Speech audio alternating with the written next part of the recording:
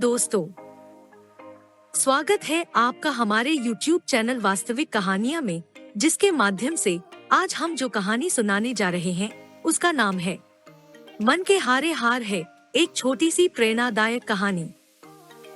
अगर आपके साथ भी जिंदगी में कभी कुछ अच्छा नहीं होता तो ये छोटी सी कहानी अपने शब्दों के जरिए आपको बहुत कुछ सीखा जाएगी।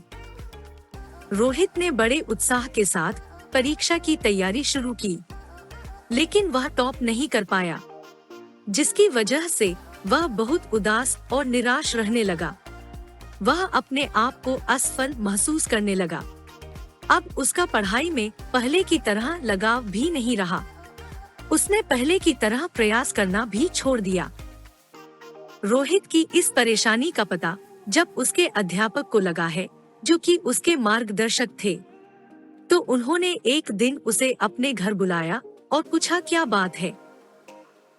आजकल तुम काफी उदास और परेशान रहते हो और पहले की तरह तैयारी करना भी छोड़ दी। रोहित ने उदास स्वर में कहा कि उसने दिन रात मेहनत की, पर जैसा चाहता था वैसा रिजल्ट नहीं आया, इसलिए वह हताश और निराश है। अध्यापक कुछ समय के लिए शांत रहे। फिर कुछ सोचकर उन्होंने उससे कहा कि मेरे पीछे आओ। वे उसे टमाटर के पौधों के पास ले गए और बोले कि टमाटर के इन खराब और मरे हुए पौधों को देखो। जब मैंने इस पौधे को बोया था तो मैंने बहुत मेहनत और पूरे दिल से इसकी देखभाल की थी।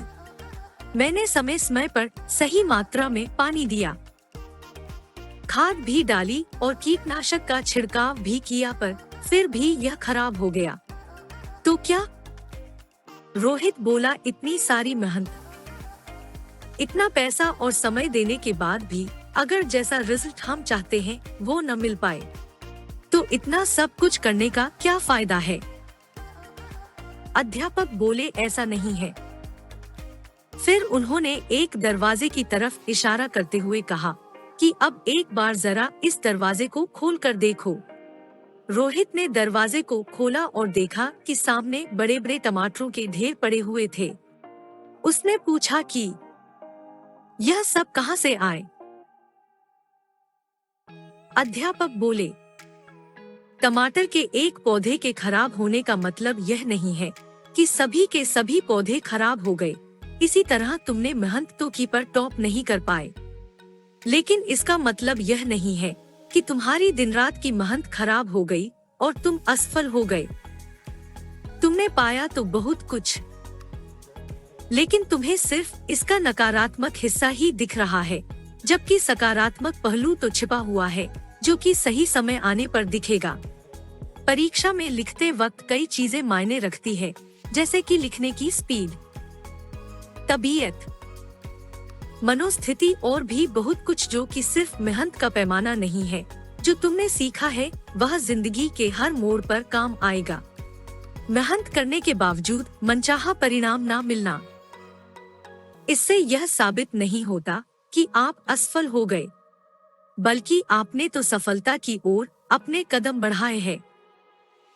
थॉमस अल्वा एडिसन ने भी एक बार में ही बल्ब नहीं बनाया था।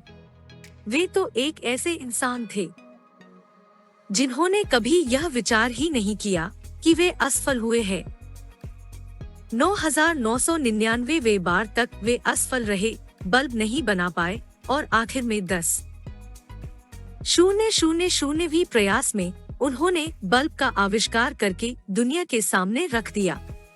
उनका माइंडसेट तो इतना स्ट्रांग था कि वे कभी भी यह नहीं सोचे कि मैं असफल हो रहा हूँ। उनके मुताबिक तो वे 9,999 तरीके जान गए जिनसे कि बल्ब नहीं बनाया जा सकता है।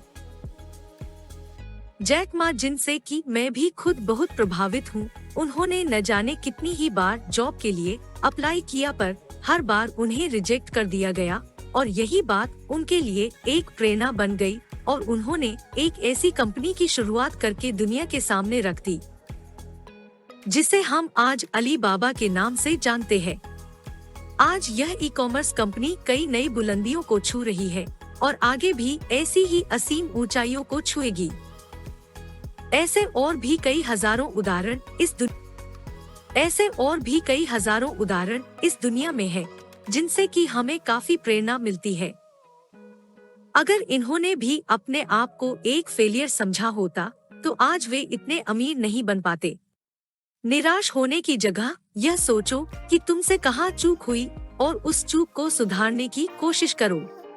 ये बात उन सब पर लागू होती है जो जीवन में कुछ करना चाहते हैं, लाइफ में आगे बढ़ना चाहते हैं।